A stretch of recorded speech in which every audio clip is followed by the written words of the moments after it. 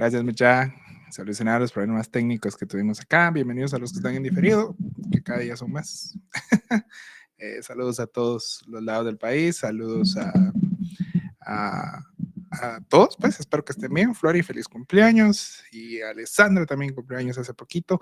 Yo para eso de los cumpleaños, como soy un poco asocial, me disculpan, soy pésimo. Entonces, pero felices cumpleaños a quien haya cumplido años. Y espero que se lo pasen muy bien. Bueno, ¿qué les parece si empezamos? ¿Verdad? ¿Sí me escuchan bien? Solo verificando. Sí, ¿verdad? Ya pusieron like y toda la cosa. La inseguridad de Manolo.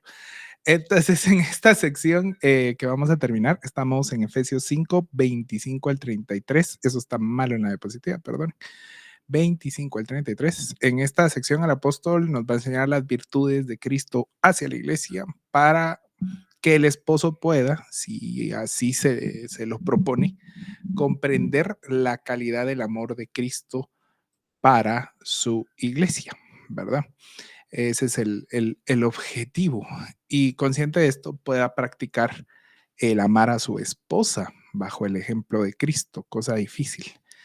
Ejercer este liderazgo que el hombre está llamado a hacer puede ser complejo de comprender, como un precepto de la fe, complejo de asimilar por las presiones de los prejuicios culturales, que como hablamos la semana pasada, no son de este tiempo, ¿verdad?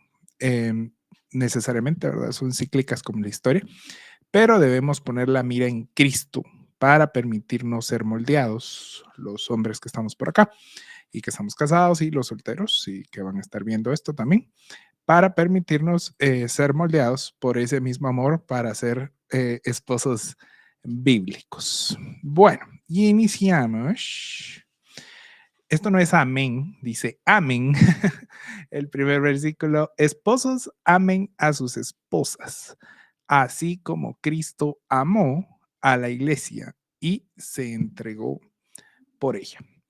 Esta sección inicia con el único imperativo. Por favor, si ustedes apuntan o ven el PDF, ahí lo van a ver remarcado, pero imperativo. Es el único imperativo que tenemos. En el griego los imperativos son muy importantes porque denotan una acción. Siempre que se da un mandato, un imperativo de este tipo, quiere decir que hay que hacer algo, ¿verdad? No es solo un regaño, por ejemplo, sino el imperativo siempre implica una acción consecuente a la orden, ¿verdad? Y en este pasaje, contrario a lo que vamos a hablar así con confianza, contrario a lo que los machistas dirían, la única ordenanza que tenemos en este pasaje del matrimonio es esta. Amén. Sí, es el único imperativo. Sométanse no es un imperativo, ¿verdad? Y es distinto, ¿verdad? Porque el sometimiento que a la esposa se le llama en la parte anterior que vimos la semana pasada, lo hace, si me permiten explicar en palabras sencillas, es un también sométete a tu esposo, ¿verdad? Se recuerdan que la palabra ni siquiera está, etcétera, etcétera. Entonces, el sometimiento no es una ordenanza per se a un individuo. El sometimiento sí es un carácter para los cristianos, pero al único que se le dice, papito, tenés que hacer algo es al esposo, y es esta palabra. Amén es un imperativo. ¿Y por qué sometimiento no es un imperativo? Porque no se limita al matrimonio. Es a todos los hermanos, es entre hijos y padres, entre jefes y subordinados o esclavos y dueños, ¿verdad? Es la manera, el sometimiento mutuo es la manera de convivir entre cristianos. Si recuerdan el estudio pasado, les coloqué ahí varias citas que nos llevan a la reflexión de esta cuestión, de considerar a los demás mayores como nosotros, de no creernos mejor que los demás, etcétera, etcétera, ¿verdad? Pero para el hombre sí es un imperativo el amar a la esposa, ¿verdad? Esta va a ser la cruz que cargará el hombre en su hogar, ¿verdad? Esto es lo que a todos los hombres debería enseñársenos, ¿verdad? Antes de casarnos, ¿verdad? Que el amar a nuestras esposas va a ser la cruz y no es de que sea una maldición, ¿verdad? Sino que tenemos que entender bien que no es un privilegio. con el cual se hacen muchas bromas, ¿verdad? A mí me parece no solo de mal gusto, porque lo es absolutamente mal gusto, sino em, equivocado y puede dar a validar malas enseñanzas, todo tipo de broma acerca de una superioridad del hombre hacia la mujer desde el púlpito. Porque el humor es humor y nosotros podemos hacer chistes lo que sea, pero muchas veces desde el púlpito se escuchan esos chistes, ¿verdad? Eh, o se validan esos chistes, ¿verdad? Bueno, no digamos de las iglesias más conservadoras o la que ya saben que me cae mal, ellos sí lo ven así, ¿verdad? O sea, y es un chiste, ¿verdad? Que usted no atienda a su marido, etcétera, etcétera. Y nosotros tenemos la responsabilidad a nuestros hijos, los que tienen hijos, a nuestros pares, a los que son solteros, de entender que esta es la realidad, ¿verdad? Y no hay que bromear con eso en un ambiente de iglesia, un ambiente de enseñanza, porque el hombre va a tener dentro de la cruz que todos los creyentes tenemos, que el Señor Jesús nos dice de toma tu cruz, el hombre tiene un peso mayor porque tiene la responsabilidad de amar a su esposa como un imperativo dentro de la vida cristiana, ¿verdad? Así que no es un privilegio, ¿verdad? Y entonces estamos hablando que solteros, que casados, entonces empecemos a hablar de esta cuestión para el casado y vamos a tener un enfoque para los solteros, como tuvimos la semana pasada. Miren, por regla hermenéutica, es decir, hacer la exégesis y toda la cuestión, eh, uno no puede separar los pasajes de su contexto. Los ateos usan esto como manera de burla o broma, de desvirtuarnos, pero nosotros sabemos que la dinámica de la interpretación bíblica demanda atender el contexto siempre y partir en la interpretación desde el contexto, ¿verdad? Si nunca has llevado un curso de hermenéutica, ¿verdad? Y como esto es un estudio teológico bíblico, pues esa es la regla, es de las reglas fundamentales, ¿verdad? Conservar, preservar e interpretar desde el enfoque del contexto, ¿verdad? Entonces, el contexto amplio de nuestro pasaje del matrimonio viene de la segunda sección de Efesios. ¿Se recuerdan, verdad? Tenemos la primera sección, que hicimos todos los estudios de la primera sección, y la segunda sección a partir del capítulo 4. Por ello, nosotros debemos considerar que este imperativo que tenemos acá, que es importante, va a venir precedido de principios de la vida cristiana que nos llevan o van de la mano en el asunto de amar a la esposa. Espero que tengan por ahí su Biblia y sáquenla porque vamos a hacer un breve repaso. Efesios capítulo 4, verso 17 y 19. Voy súper rápido porque vamos a analizar varios textos. Dice, esto digo pues, y afirmo juntamente con el Señor, que ustedes ya no anden así como andan también los del mundo o los gentiles, en la vanidad de su mente. Ellos tienen entenebrecido su entendimiento, están excluidos de la vida de Dios por causa de la ignorancia que hay en ellos y por la dureza de su corazón. De esto ya lo hablamos, ya lo estudiamos y tuvimos ahí la oportunidad de estarlo platicando. Ahora bien,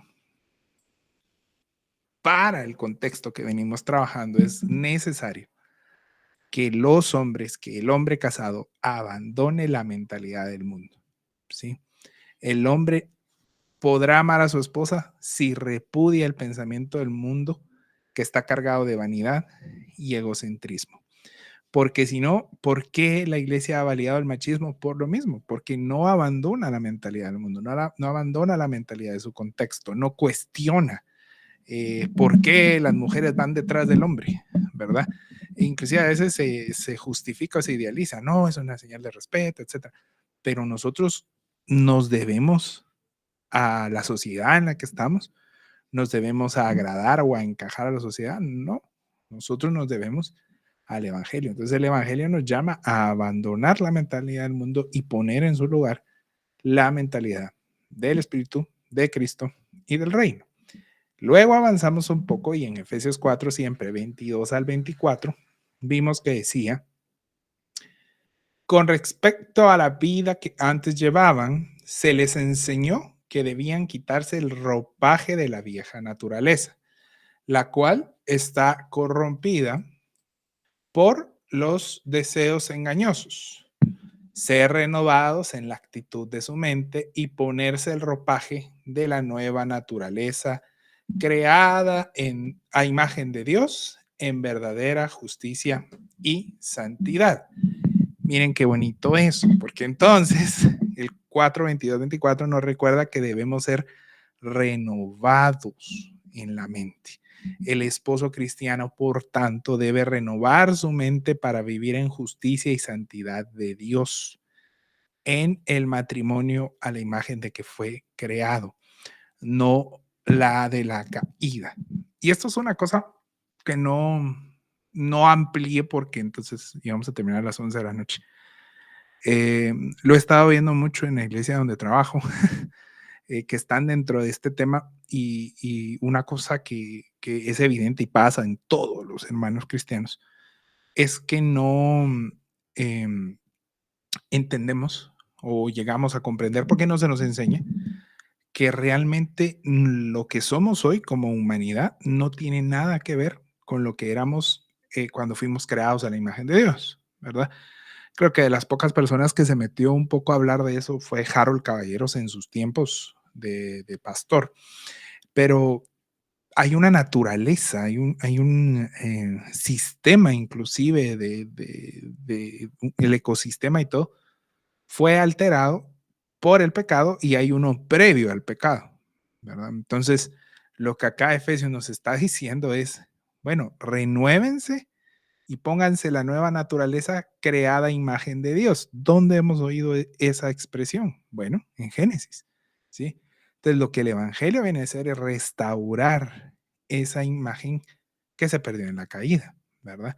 En la caída, ¿qué se le dice a la mujer acerca de su relación con el hombre? Bueno, acá viene el Evangelio a sanear esa instrucción que no era el diseño divino, sino son las consecuencias del pecado. Pónganle coco a eso, ¿verdad? No puedo meterme mucho tiempo a eso, pero léanse ahí Génesis de 2, 3, 13 especialmente, ¿verdad? Donde el Señor le da su castigo a la mujer y vean la diferencia entre eso y entre lo que acá estamos aprendiendo, ¿verdad? ¿Se contradice la Biblia? No. Acá se está sanando y Efesios, antes de hablar del matrimonio, Pablo y obviamente el Espíritu Santo nos hablan antes de hablar del matrimonio de la restauración, de la regeneración. Y por último, perdón, y tercero, en Efesios 4, 4:25, del 5 al 15, se nos habla de un montón de pecado del cual debemos de abandonar, de su manera pasada de vivir, dice. Entonces, en resumen, se los resumí, ¿verdad? Porque lo pueden ver ahí y se van a recordar porque ya lo vimos. El esposo cristiano, en este imperativo de amar a su esposa, debe abandonar la mentira, la ira incontrolada, el robo, la conversación obscena, la amargura, el enojo, gritos, calumnias, inmoralidad sexual, impureza, avaricia, chistes groseros, palabras indecentes y todo lo que entristezca al espíritu, ¿verdad? Creo que cuando vimos estas 14 cuestiones que estamos viendo, que es el resumen de eso, por ahí nos hizo clic 3, 4 cosas que nosotros vivimos en nuestro hogar, una o dos que todavía vivimos en nuestro matrimonio y que tenemos que darnos cuenta que tenemos que arreglar, ¿verdad? El esposo cristiano como nueva naturaleza, como cabeza, como aquel que va a proveer en su hogar, tiene que abandonar todo esto, ¿verdad? Entonces, la ira es parte del hombre que es cabeza.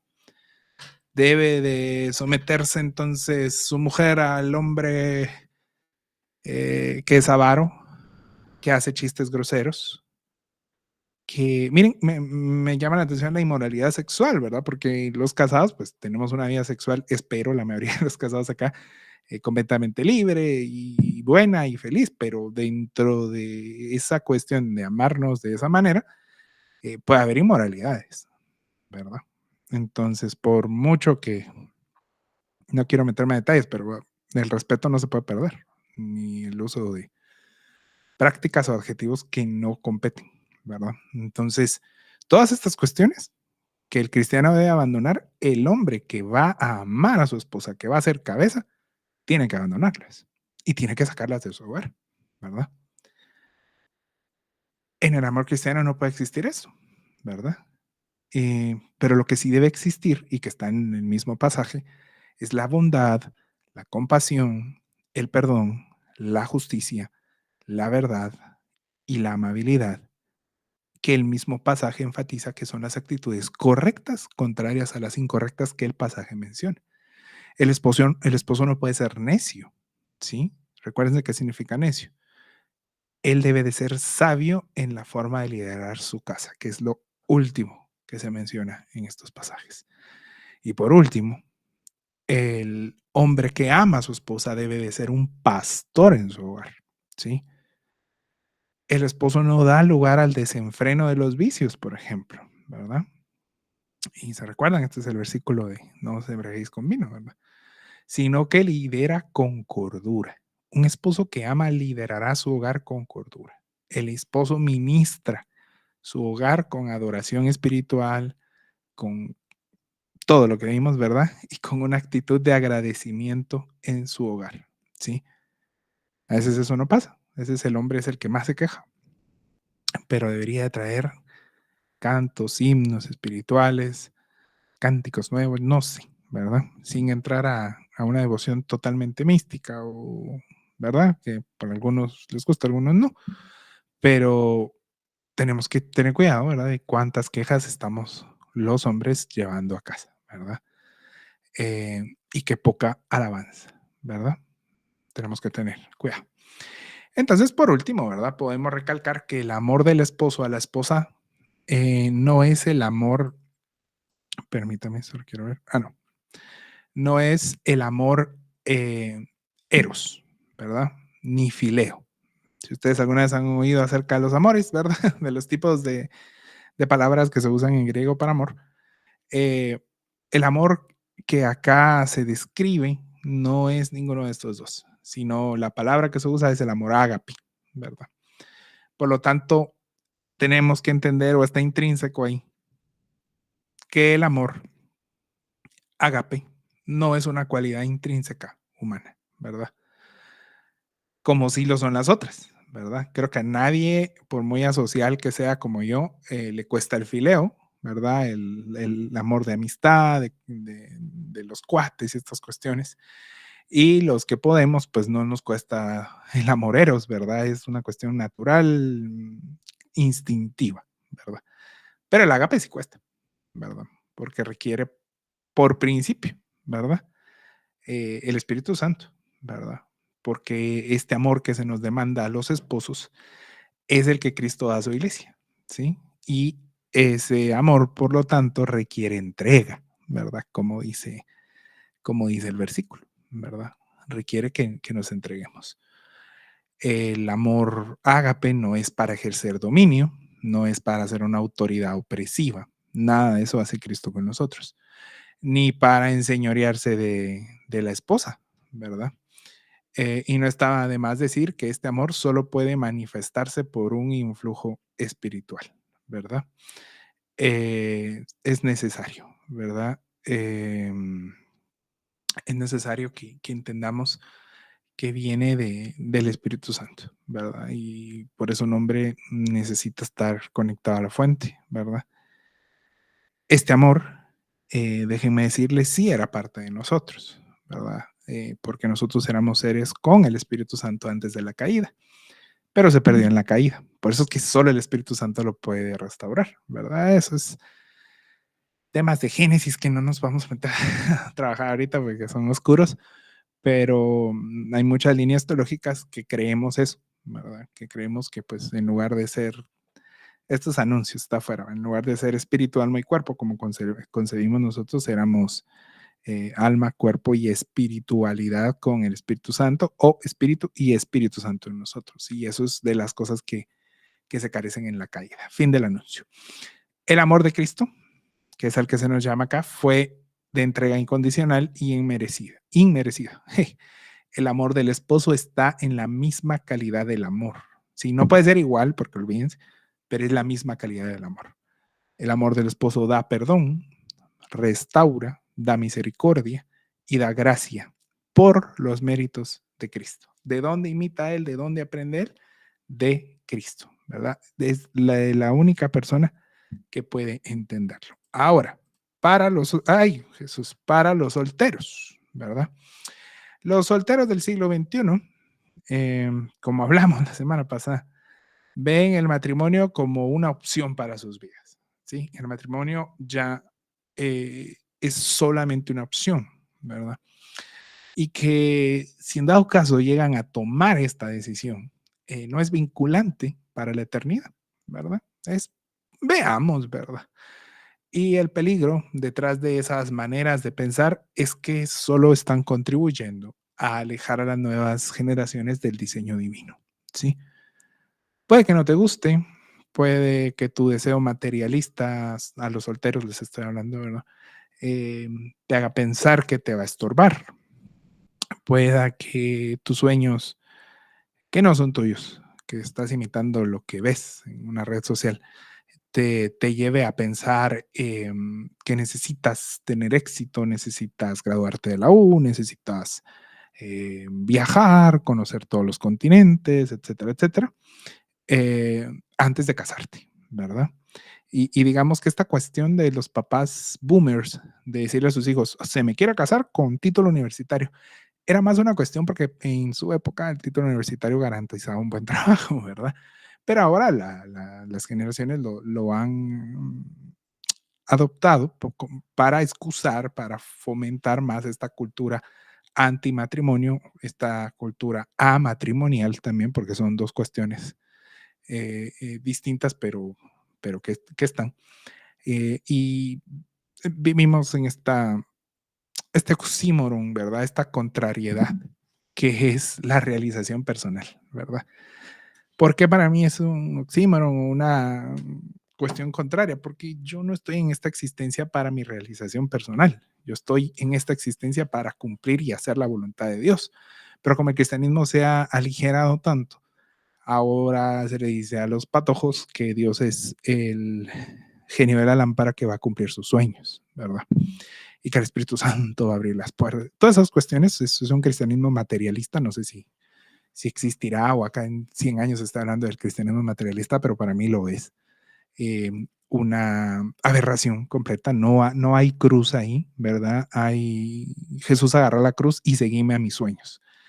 En esta cultura, que hay que describirla, perdón que me puse a filosofar, eh, digamos, hay un causante y es aquellos que estamos casados o aquellos que han estado casados y aquellos líderes espirituales tienen la responsabilidad de darle la vuelta a esta tendencia, ¿verdad? Predicando con el ejemplo, pero también con el precepto, ¿sí? ¿Por qué los jóvenes decepcionan de los matrimonios o se decepcionan de la idea de casarse? Por lo que han vivido en su casa. Con un poco del hacerse víctima del posmodernismo que está, ¿verdad? Que creen que no tienen que sufrir en esta vida, ¿verdad? Porque son llamados a ser felices, pero realmente hay un mal ejemplo, ¿verdad? ¿Cuántos pastores, cuántos pseudoapóstoles no están divorciados, ¿verdad? ¿Cuántos cantantes, se acaba de divorciar una de las más famosas, no están fracasando en el matrimonio? Entonces, eso no es una cuestión que deberíamos de normalizar. Y lo digo que sé que hay personas divorciadas acá entre nosotros, pero no deberíamos de normalizarlo. Deberíamos devolver al punto de que es una tragedia. El divorcio es una tragedia. No es algo de, ay, mejor, ¿verdad? Si están felices los dos y los niños también, ¿verdad? Eh, pero eso parte desde el noviazgo, ¿verdad? Por ejemplo, el noviazgo. Ellos deben de ser instruidos, los que optan a este rango, ¿verdad? Deben ser instruidos en el amor y en el sometimiento que enseña Efesios, ¿verdad? Para que desde un principio ellos evalúen si esta es la realidad de un noviazgo, ¿verdad? Y aquí pongo un ejemplo, ¿verdad?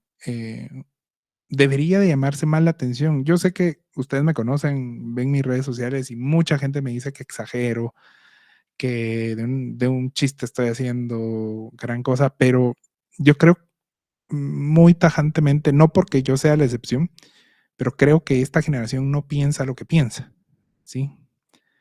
Y no piensa porque piensa como piensa. Entonces, se está normalizando la violencia, ¿verdad? Se está normalizando los celos, el, las relaciones que pasan límites de matrimonio, se está normalizando que un novio llame a una novia o viceversa. ¿Dónde estás? ¿Por qué no me contestas? ¿Por qué no sé qué? O sea, cuestiones que no le competen a un noviazgo, porque usted no es su papá ni su mamá, mucho menos su esposo. Entonces tenemos que ir corrigiendo esas cuestiones, ¿verdad? ¿Y cómo lo corregimos? Enseñándoles el sometimiento para el matrimonio y el amor, ¿verdad? Son cuestiones que podemos ir corrigiendo por precepto. Nuestras nuevas generaciones, por ejemplo, idealizan a las personas, ¿verdad? Las generaciones son sumamente idólatras con las personas. Y para mal, este es el mismo criterio que manejan en sus noviazgos, ¿verdad? Necesitamos construir jóvenes que anhelen ser hombres, según la voluntad de Dios, y que se alejen del concepto permisivo al pecado que el mundo les vende, ¿verdad? Y voy a cerrar estos dos temas con lo de la idealización y la idolatría. Bueno, todos fuimos jóvenes y sabemos que no veíamos cosas que todos nos decían, vos, date, amigo, date cuenta. Pero hoy es súper normal, ¿verdad? O sea, le digo la tóxica porque es tóxica, vos y qué chistoso. No, o sea, en Proverbios dice que no, no tienes que estar con una mujer así. Y con lo segundo, eh, los hombres están acostumbrándose a una masculinidad hipersexualizada, atada a la pornografía, pero en niveles increíbles. Las estadísticas en Estados Unidos son casi que 9 de cada 10 cristianos consumen pornografía. Y sobre todo, mucha ignorancia, ¿verdad? Los hombres, entre más tontos, pero que se vean bien, que se dejen la barba y vean el gym, nítido. Son tontos, no importa. Entonces son cuestiones que tenemos que ir arreglando desde la iglesia, ¿verdad? Sanear en la cuestión de la hipersexualización, ayudar a los jóvenes a salir del vicio y el destrozo cerebral que hace la pornografía, etcétera. Y entonces, con toda esta batalla ganada, puedan anhelar ser como Cristo y seguir el ejemplo de Cristo. El matrimonio es una lección importante en precepto y en ejemplo para las nuevas generaciones que todavía andan pensando en un noviazgo y que sepan que van para esto, no para andar jugando. Y hablando del ejemplo de Cristo, entremos al ejemplo de Cristo. Dice el versículo, para hacerla santa, Él, o sea, Cristo, la purificó lavándola con agua mediante la palabra, para presentársela a sí mismo como una iglesia radiante, sin mancha ni arruga, ni ninguna otra imperfección, sino santa e intachable. Entonces, si el esposo está llamado a amar a su esposa como Cristo amó a su iglesia, puede surgir la pregunta, o debería surgir la pregunta, entonces, ¿cómo? Eh, Permítame un segundo. Surge la pregunta, entonces, ¿cómo lo hizo? ¿Cómo Cristo amó a la iglesia? ¿Sí? Y Pablo nos enseña cómo es que el Señor amó a la iglesia. Primero, dice que la hizo santa, no Santa Claus, ¿verdad? Sino que la hizo santa. El Señor ha apartado para sí a la iglesia. Santificar quiere decir eso, apartar, ¿verdad? Ni más ni menos. Em, y la rescató de las garras de la muerte del pecado, ¿verdad? Tanto adentro, eh, perdón, es así como el esposo cristiano camina o debe de caminar para proteger a su esposa de toda semilla de pecado, ¿verdad? Tanto adentro del matrimonio como de factores externos. Si hay un poco de pecado en, en adentro del matrimonio, el hombre está llamado a santificar su matrimonio, ¿sí? ni más ni menos. Está llamado a hacer eso. Em, y si hay factores externos que están permitiendo el pecado o llamando al pecado, o como dicen algunos, abriendo puertas al pecado, el hombre tiene que ser el ejemplo de Cristo en casa y bloquearlo. Sí, se puede pasar de legalista, se puede pasar, pero debe de entrarle. Dos, él debe purificarla, ¿verdad? La purificación. El Señor limpió de todo pecado esa iglesia, borrando toda mancha. El agua representa esto a nivel ritual, los bautizos, ¿verdad? Asimismo, el esposo puede ver el ejemplo de Cristo para liderar su hogar, limpiándolo de toda suciedad que manche su relación matrimonial y familiar. Y este acto de purificación es continuo. ¿Sí? El esposo lidera su casa con una constante depuración de aquello que no trae edificación, ¿verdad? Va en la misma línea de lo que estamos acá. Y por último, hay una presentación, ¿verdad? El Señor la presenta ahí radiante, sin mancha ni arruga, ¿verdad? Y otras versiones dicen gloriosa, ¿verdad? Si la iglesia es gloriosa o radiante, es porque está en la plenitud de Cristo. Los esposos debemos permitir una vida en plenitud a nuestras esposas y para eso es vital una cultura de perdón, ¿verdad? Que permita vernos sin imperfección o arruga. No porque se haga caso omiso a los errores que cometemos, tanto esposas como esposos, sino porque en amor premie el perdón y la restauración. Y aquí un breve anuncio. Esto es algo que los matrimonios jóvenes y los nuevos matrimonios deben de entender.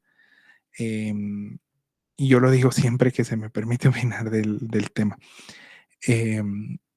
Como matrimonio van a pasar por todas las cosas malas, van a pasar por problemas de dinero, por problemas de crianza de los hijos, porque la familia se meta chute. Uno u otro o los dos se van a ser infieles de acto o de mente y eso no se dice, ¿verdad? Porque no, hermano, ¿cómo creo? Pero sí va a pasar y van a tener que aprender a restaurarse, a perdonarse de esa manera y a presentarse así, sin arrugas, sin mancha, limpio. Hoy los jóvenes, permítanme en perfecto español, estúpidamente creen que no van a pasar por eso y no pueden estar más equivocados, ¿verdad? Uno tiene que estar preparado para perdonar ese tipo de cosas, para ayudar a la otra persona, para ayudarse entre los dos. Y hay que sanar, hay que perdonar y hay que extender la misericordia y el amor y la gracia que nosotros recibimos del Señor a nuestro esposo o esposa, respectivamente, ¿verdad? Y eso hay que aceptarlo. Por eso es el ejemplo de Cristo. Este Cristo, no que abraza así, ¿verdad? Este Cristo occidental, sino el Cristo que vemos en la relación con la iglesia, ¿verdad? Porque el divorcio no es una opción viable cuando hay amor. Ay, ¿qué pasó acá? Permíteme que hay un... Esta se me fue. Vamos a corregir aquí. Ahí está. Se corrió esa diapositiva de la semana pasada. La unidad matrimonial y espiritual, ¿verdad? Asimismo, el esposo debe amar a su esposa como a su propio cuerpo. El que ama a su esposa se ama a sí mismo, pues nadie ha odiado jamás a su propio cuerpo. Al contrario, lo alimenta y lo cuida, así como Cristo hace con su iglesia. Y bueno, vamos a ver la primera parte de estos versículos. Dice como a su propio cuerpo, ¿verdad?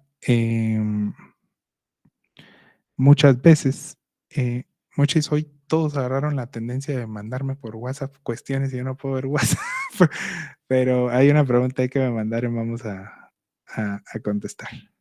Sí, ok, me preguntan, ¿qué pasa si nunca hubo amor y y el divorcio no es una opción?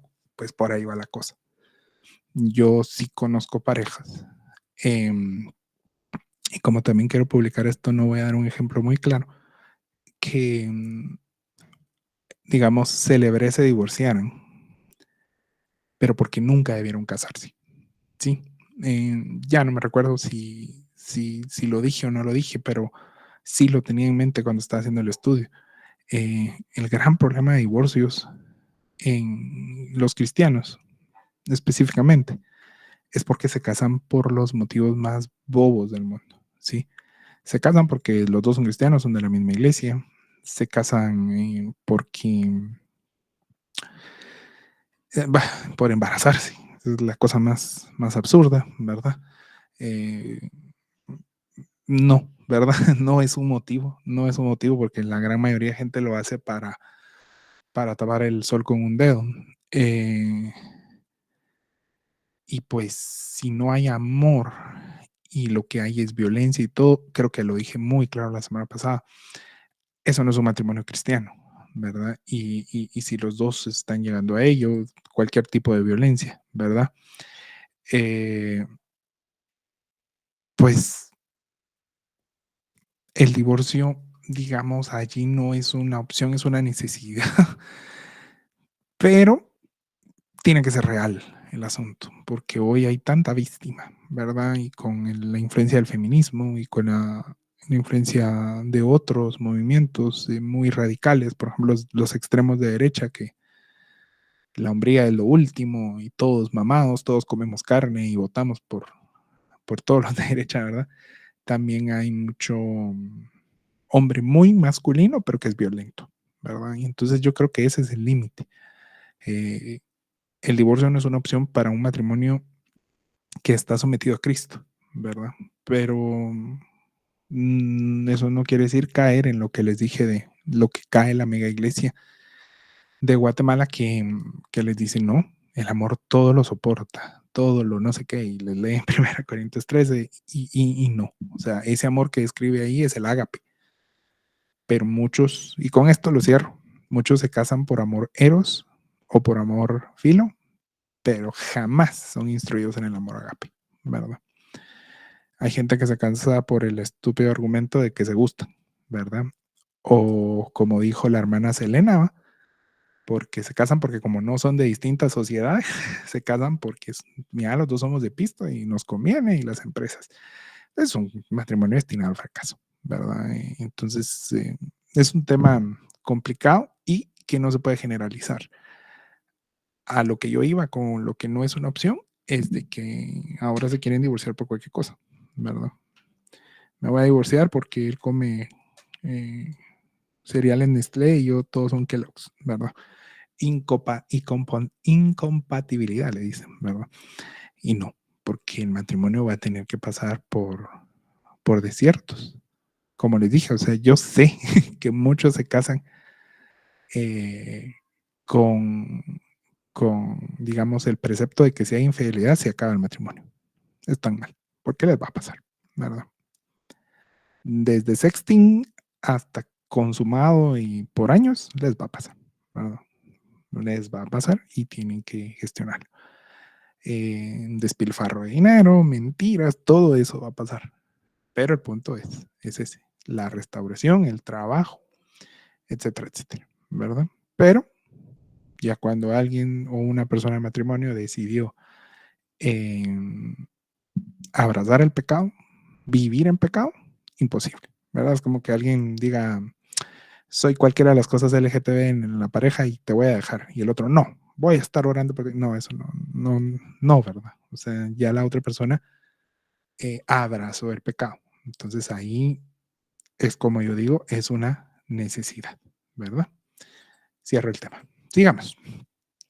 Coma su propio cuerpo. Entonces, muchas veces, yo no creo que por malas intenciones, la verdad, sino más bien por ignorancia, hemos escuchado prédicas de este pasaje exaltando la autoestima, ¿verdad? O peor, diciendo el mantra que no viene el cristianismo, es de espiritismo.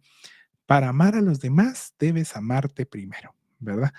Y eso viene de una, digamos, de agarrar lo que el Señor Jesús dijo y cambiarlo, lo que está en Deuteronomio, lo que está en el Evangelio, o sea, para amar a los demás, ámate a ti primero. Y de ahí es que vienen todas las antropocentrismos que manejamos hoy en la fe.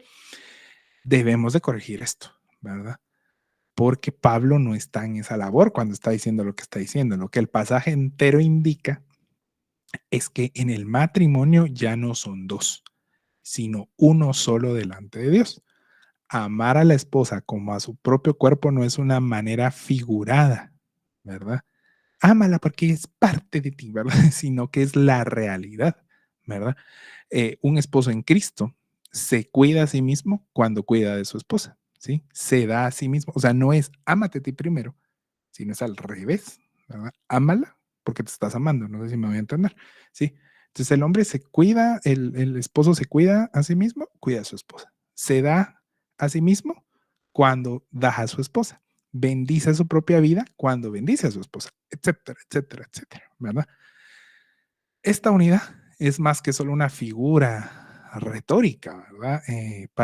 Para decir, miren, el matrimonio es como dos que se juntan. No, no, no, no. En realidad es la unidad total entre el hombre y la mujer, ¿verdad?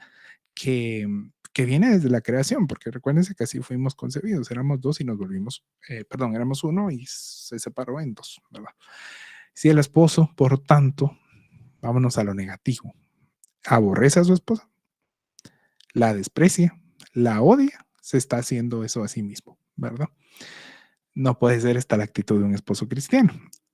Como dice el pasaje, al contrario, su amor debe verse en la práctica del sustento y del cuidado, que es lo que dice el verso 29, parte B.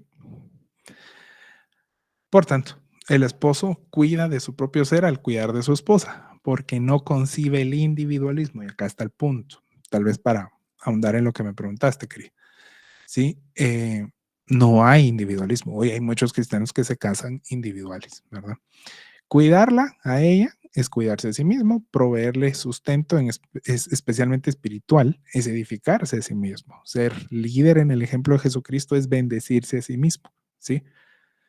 Tengo que cambiar esto de mí porque veo que el Evangelio me lo demanda y no se da cuenta que lo que está haciendo es bendecirse a sí mismo cuando cambia para bendecir a su esposa porque está abandonando el pecado. O sea, es una cuestión que no tiene fallo, ¿verdad? Y esto porque ya no somos dos individuos, sino que somos uno en el Señor. El sustento y el cuidado implica administración de sí mismo. La necesidad de un esposo cristiano ha sido ilustrada como la de la cabeza a su cuerpo. ¿Sí? Póngale coco a esto. El esposo necesita estar y estar presente en su familia. No solo estar físicamente, sino estar presente, ¿verdad? Desentenderse de solo ser sustentador y cuidador de su esposa es un grave peligro para la armonía familiar, ¿sí? Desentenderse de estar allí es un peligro, ¿verdad? Y muchas veces esto pasa, ¿verdad? Por una tentación constante para ocuparse del trabajo o en el caso evangélico del ministerio, ¿sí? Y poner estos, ¿verdad? El trabajo del ministerio como prioridad antes de su esposa y a futuro de sus hijos. Ese mal es terrible. No sé si todos saben, pero yo soy hijo de pastor, ¿verdad?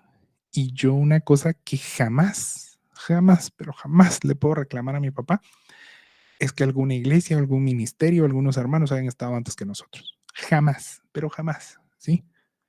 Y por eso es que mi papá, pues, como papá, para nosotros, para mi hermana y para mí, o sea, cero bolas y mi mamá igual, o sea, como papás, ¿verdad? Eh, porque, y esto es curioso, porque en el colegio nos decían, es que tu papá es tu pastor. Nah, yo siempre lo dije, no, mi papá no es mi pastor, ¿sí? Porque soy hijo pastor. Mi papá es mi papá. Y él siempre fue mi papá. Y yo lo vi mucho ya cuando crecí en los hijos de otros compañeros de él, pastores. Madres, ¿verdad? Terrible, ¿verdad? Porque lamentablemente entre tanto que se ocupan los pastores, y no quiero entrar a hablar de eso, pero sí, o sea, yo sí pude ver en otros que no tuvieron a papá porque él era pastor. Yo siempre tuve a papá porque era papá y mamá, ¿verdad? Porque son uno. Y eso es una bendición, ¿verdad? Y entonces, en el sustento y el cuidado no se trata solo de trabajar, como algunos erróneamente creen. Es que tengo que proveer, tengo que sustentar. También provee, también sustenta estar ahí. Ser el papá que abraza, ser el papá que consuela, ser el papá que corrige con amor, etcétera. Pero eso es tema de la siguiente clase. Entonces, mucho ojo con eso y con el afán de la avaricia. Pero ya no quiero hablar de eso. Dice el verso 30 y 31, cerrando este tema de la unidad, porque somos miembros de su cuerpo. Por eso dejará el hombre a su padre y a su madre y se unirá a su mujer y los dos llegarán a ser uno solo. Primero que nada, eh, estamos llamados a ser un cuerpo, ¿verdad? Y esto nos llama la atención primero a que somos uno solo, ¿sí? El matrimonio cristiano no tiene agendas separadas. Yo sé que hay creyentes que viven así y si me preguntan, están mal, ¿verdad? Que les vaya bien, pues está bien, tal vez son muy distintos, pero no es la norma, ¿sí? Y tal vez a ellos les va bien siendo distintos, pero no es la norma, ¿sí? El matrimonio cristiano no tiene agendas separadas, no puede tener agendas separadas porque eso va a traer perversión al matrimonio, ¿verdad? Hay matrimonios cristianos con actividades exclusivas, eh, hay secretismo entre esposo y esposa. Y esto es triste, esto es trágico, es deprimente, ¿verdad? Que los matrimonios cristianos vivan en esta dinámica individualista. No es su culpa, no fueron bien enseñados del lado de la iglesia. O sea, es una tragedia. Están casados, pero cada uno vive para buscar su propia felicidad. Ese es el mayor error posmoderno que puede existir, ¿verdad? Casados, pero cada quien está tratando de ir bajo su propia felicidad. Tienen economías independientes. Eso, miren, el Lolo Urizar es uno de un amigo de la América Latina. Él lo puso, ¿verdad? Y le cayeron y todo. ¿Por qué? Porque los bienes separados en el matrimonio, eso no pueden cosas más anticristianas. O sea, es que no es así, ¿verdad? Es que lo tuyo es tuyo y lo mío es mío. Eso, aberración total, ¿verdad? Y otro tipo de actitudes que se asemejan mucho a las relaciones abiertas que el mundo practica, ¿verdad? Están casados, o sea, están tranquilos estando juntos, pero tienen su vida individual. Y ahí vienen las amantes, ahí vienen un montón de cuestiones que no son tema de este show, pero recordarnos que somos uno solo. No podemos andar con individualismo. Segundo, dice acá que dejará, ¿verdad? El verso 31, dejará. Miren, no entender los límites de la familia nuclear es algo que en esta sociedad cristiana latinoamericana se erra en el blanco. Es pecado, pues, en otras palabras, ¿verdad? Dios llamó a los esposos a dejar a su familia, a cortar el cordón umbilical del hogar y construir así un nuevo hogar. La palabra dejará no significa volverse un esposo asocial, apartarse de todos junto a su esposa, irse a vivir eh, a la selva de Petén, ¿verdad? Y que nadie les hable. Eso no es el dejará, pero sí quiere decir que el esposo no puede permitir, porque él es el encargado de liderar, el esposo no puede permitir que en su hogar haya dos o tres esposos liderando, o que en su hogar haya dos o tres esposas como ayuda idónea, ¿sí? ¿Dónde pasa eso? Ustedes ya saben la respuesta, ¿verdad? ¿Dónde? Yo soy el esposo, pero también el papá de mi esposa y también mi papá. Y yo soy la esposa, pero mi mamá también viene y está acá, viene todos los días a visitarme o la llamamos todos los días llama a mi mamá. ¿Y cómo se idealiza eso, verdad? Es que estoy honrando a mis padres. Señores, el llamado es a dejar, a formar una nueva familia nuclear y ese es el matrimonio. Los que no hacen eso, ¿saben qué les pasa? Fracasan. Unirá. Es responsabilidad del esposo y de su esposa en, en el respeto a su esposo, por supuesto, ¿verdad? Responsabilidad del esposo y de la esposa en el respeto, salir de sus antiguas familias nucleares, ¿verdad? Y unirse a su nueva familia nuclear integrada por ellos dos solamente, ¿sí? No hay más familia, ¿sí? Si se unen, son ellos dos. Eh, en mi experiencia, los hombres son los que más atentan contra eso, por lo menos en mi país lo he visto, ¿verdad? Por esta cuestión del matriarcado que les mencioné la semana pasada, que nos negamos a aceptar, ¿verdad? Los hombres crecen constantemente coaccionados a que ellos son responsables de las vidas de sus mamás para toda la vida, ¿verdad? O como no hay papá, ¿verdad? Y solo hay mamá. Entonces, al casarse tienen dos esposas, con la que se casaron y con la mamá. Esto no es la actitud cristiana a la luz de este pasaje que el Señor Jesús también recuerda y que está en Génesis, ¿verdad? Em, yo lo considero un pecado, ¿verdad? Yo, Manolo. Porque como cabeza del hogar, el esposo debe liderar su hogar con un criterio de sometimiento unos a otros y armonía para construir un hogar tal cual el diseño divino demanda, ¿sí? Como uno solo, ¿sí? El diseño divino es así. Y como parte del cuerpo de Cristo, no se nos olvide que somos eso, obedeciendo el diseño e instrucción divina antes que a la costumbre o a la tradición, ¿verdad? Para cumplir el dejará y el unirá, el matrimonio se debe construir sin suegros y suegras entrometidas, sin costumbres familiares impuestas al nuevo hogar, sin una cosa que pasa mucho, sin reuniones obligatorias con la familia extendida, ¿verdad? Tienen que ir, ¿verdad? Como les comenté, esta compañera que su esposo le dijo que iban a salir de vacaciones y cuando vio ella, ahí estaba su suegra y sus cuñados. ¿Por qué? Porque siempre hemos salido así, ¿va? Y entonces él no había entendido, ¿verdad? Yo creo que atender a este llamado del unirá y el dejará sanaría mucho, muchas cuestiones que hoy son problemas en los matrimonios modernos. Y por último, el pasaje va a llegar a conclusiones. Dice, esto es un misterio profundo. Yo me refiero a Cristo y a la iglesia. En todo caso, cada uno de ustedes ame también a su esposa como a sí mismo y que la esposa respete a su esposo. Bueno, las dos conclusiones que hace aquí el apóstol, las voy a poner de una vez, son primero que nada el misterio. La relación que Cristo tiene a su iglesia es una revelación que para los tiempos de la escritura de la carta estaba empezando a ser comprendida. Esta relación, aunque difícil de comprender, es accesible a la mente humana comparándola con la relación matrimonial. Pablo no ha abandonado el tema de toda la carta de Efesios. No se olviden que es la unidad. La unidad es el tema de todo Efesios que se va a fundamentar, perdón, a poner a Cristo como la cabeza de todo. ¿Sí? ¿De dónde viene la unidad? De que Cristo es la cabeza. El matrimonio debe vivir bajo estos mismos preceptos, no atendiendo a las voces del mundo, al estilo del mundo, sino atendiendo y entendiendo cuál es la voluntad de Dios para su vida individual y cuál es la voluntad de Dios para los matrimonios.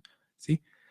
El misterio, por ende, a comprender está en el ejemplo de Cristo con su iglesia. Es un misterio que, ¿por qué es un misterio? Porque ellos lo estaban viviendo de primera mano, ¿verdad? Es algo que digamos, nosotros lo vemos desde lo ya pasado, ellos lo estaban viviendo. Por eso habla de misterio. Y por último, el amor y el respeto.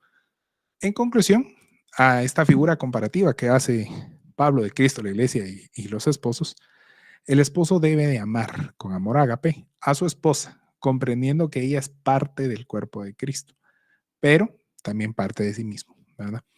No va a ejercer un liderazgo mezquino y autoritario, pues la ama en el ejemplo del Señor Jesucristo. Y en este hermoso diseño, las esposas que son lideradas en amor, como la palabra manda, respetarán al Señor mismo, extendiendo el sometimiento cristiano con especial énfasis a su esposo. Bueno, regálenme 3 minutitos por el desliz tecnológico. Concluimos. Entonces, la realidad es que si el mundo supiera cómo vivir el matrimonio, probablemente no existiría el divorcio, ¿verdad?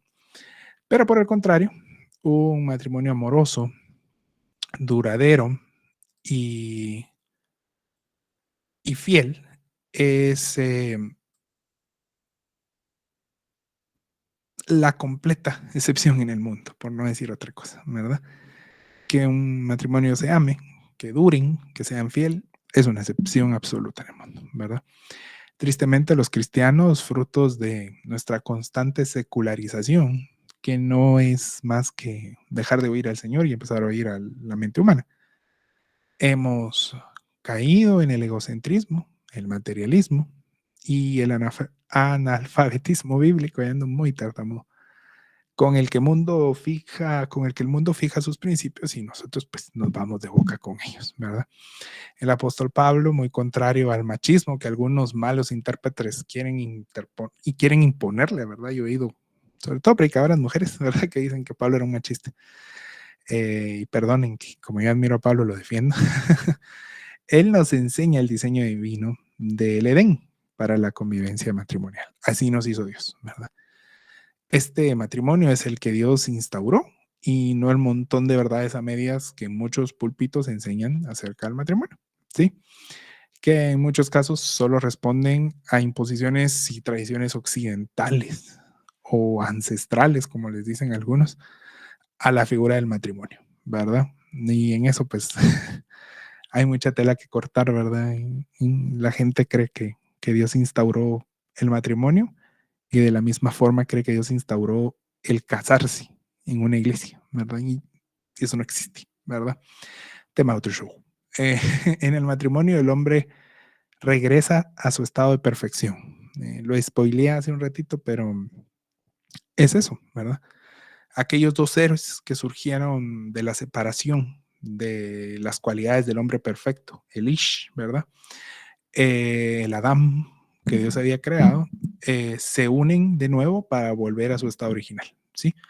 Fuimos separados en hombre, en varón y varona, ¿verdad? Y al casarnos restauramos el hombre perfecto y ese pegamento para unir a esos dos es el Espíritu Santo y el proceso de salvación, ¿verdad? Que a través del Evangelio somos regenerados. Una humanidad caída puede regresar a la perfección, una perfección temporal hasta que estemos en gloria, ¿verdad? La restauración del ser humano y su vuelta al ser que es uno permitirá entonces al hombre, es decir, varón y hembra, no a la humanidad, ¿verdad? Llegar al acto maravilloso de la multiplicación, ¿verdad? Esto nos va a llevar a la paternidad y a la maternidad, y eso es otro aspecto que desde la perspectiva del mundo está muy pervertido del diseño divino. Así que ahora el mensaje de sumisión y de relaciones nos llevará a ello. Y de esto seguiremos el próximo día lunes, ¿verdad? A hablar de los hijos y de la paternidad. Espero que puedan conectarse, espero que puedan compartirlo. No sé si un par se ofendieron y por eso se fueron, o porque estamos en la hora, pero así es el Evangelio, ¿verdad? Tenemos que hablar del Evangelio y nada más. Entonces, que el Señor les bendiga. Gracias por conectarse. Vamos a detener la grabación. A los que están viendo esto grabado y los que están aquí en vivo, yo tengo en mi corazón que este mensaje no solo es para los matrimonios que ya están constituidos, sino para que los solteros también puedan comprender cuál es la voluntad de Dios en el matrimonio, porque no se nos enseña, ¿verdad? Y espero que esto edifique su vida y que aprendamos a ser mujeres en el diseño divino y hombres en el diseño divino, no en el del mundo. Bendiciones a los que están diferido. Gracias por estar acá. Y